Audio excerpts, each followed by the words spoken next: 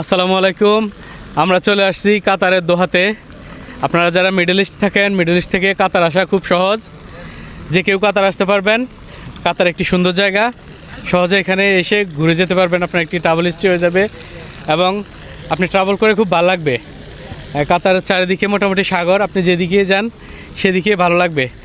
এদিকে দেখেন রাতের যে ভিউটা অস্থির লাগে। আবার এদিকে আমরা এখন আছি মুন টাওয়ারের সামনে, একেবারে সাগর পাড়ে। এই পাশে মুন টাওয়ার, এই যে আপনারা দেখতে পাচ্ছেন।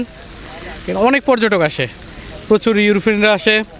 পাকিস্তানি, ইন্ডিয়ান যারা আছেন মিডল ইস্টে তাদের জন্য অনঅ্যারাইভাল। বাট আমরা যারা বাংলাদেশি আসছি তাদের একটি ভিসা লাগে।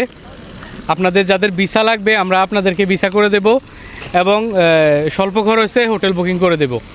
মূলত বাংলাদেশিদের এখন ভিসার সাথে হোটেল বুকিং কনফার্ম করা লাগে, তাহলে আপনি ভিসাটি পেয়ে যাবেন খুব সহজে।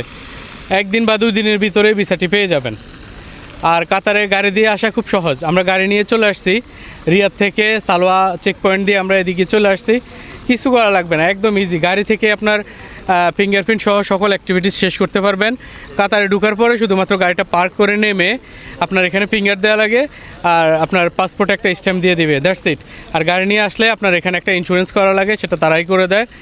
সৌদি রিয়ালে প্রায় 157 রিয়াল লাগে। এরপরে কাতারে ঢুকলে মোটামুটি দোহাতে পৌঁছাইতে 70 কিলোমিটারের মতো পথ পাড়ি দিতে হয়। এরপরে দোহাতে চলে আসবেন। দোহাতে এসে আপনার যদি হোটেল বুক করা থাকে হোটেলে উঠবেন, অথবা আপনি এসে আপনার কোনো ফ্রেন্ডের বাসায় উঠতে পারেন। নিজে একটা হোটেল নিয়ে থাকতে পারবেন, কোনো সমস্যা নেই। এখানে কস্টিংও তেমন না, সেম সৌদি আরবের মতন এভরিথিং। তো ঠিক আছে, আপনাদের যাদের কাতার আসার জন্য ভিসা অ্যাসিস্ট্যান্স লাগবে, ভিসা সাপোর্ট লাগবে, আমরা আছি। আপনারা আমাদের মেসেজ করতে পারেন হোয়াটসঅ্যাপে। আমরা আপনাদের ভিসা সহ ইচ অ্যান্ড এভরিথিং সব কিছু করে দেব এবং কিভাবে আসবেন, কি করবেন গাইডলাইন দিয়ে দেবো ইনশাআল্লাহ। তো ভালো থাকবেন ইনশাআল্লাহ। Thank you.